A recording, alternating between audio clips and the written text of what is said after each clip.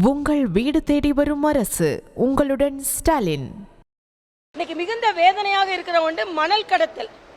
மணல் கடத்தல்ல 1000 ரூபாய்க்கு கிடைக்க வேண்டியது 4000 ரூபாய் ஆயாச்சு. மணல் கடத்தலை முடித்து இன்னைக்கு 6 மாசம் அதுக்கு தடை விதித்த உடனே இன்னைக்கு ஜல்லி கடத்துறாங்களாம். எல்லா இடத்துலையும் குவாரிகள்ல மணலாக்கி அதை கடத்தி கொண்டிருக்கிறார்கள். எல்லாவற்றுக்கும் வேதனை. மற்ற மாநிலங்களுக்கு கடத்துவது போக இங்க மால்டீவ்ஸ் போன்ற பல இடங்களுக்கு கடத்த ஆரம்பித்திருக்கிறார்கள். இதுவும் மிக மிக வேதனையான ஒன்று. மணலை கடத்துறது மட்டும் இல்லாம இப்ப சிறுநீரகங்களை கடத்தி இருக்கிறார்கள்.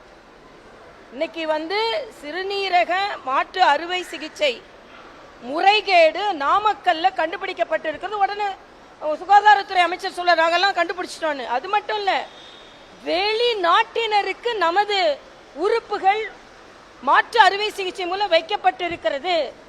இன்னைக்கு திராவிட முன்னேற்ற கழகத்தை சார்ந்தவர் நடத்தும் ஒரு மிகப்பெரிய பிரம்மாண்டமான மருத்துவமனையில் வெளிநாட்டவரை சார்ந்தவர்கள், நம்ம நாட்டோட மாற்று அறுவை சிகிச்சை விதி என்ன சொல்லுதுன்னா, எந்த மருத்துவமனைக்கு 2 ஆர்கன் கிடைக்குதோ அதுல ஒன்று அந்த மருத்துவமனை வச்சுக்கணும், இன்னொன்றை இன்னொரு பேருக்கு கொடுக்கணும்.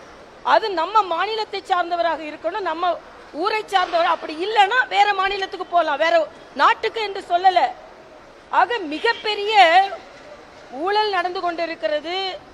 எல்லா இடத்துலயும் பிரச்சனை நடந்து கொண்டிருக்கும் பொழுது ஸ்டாலின் சொல்றாரு ஒரு வீட்டுக்கு போய் 10 நிமிஷம் பேசுங்கன்னு.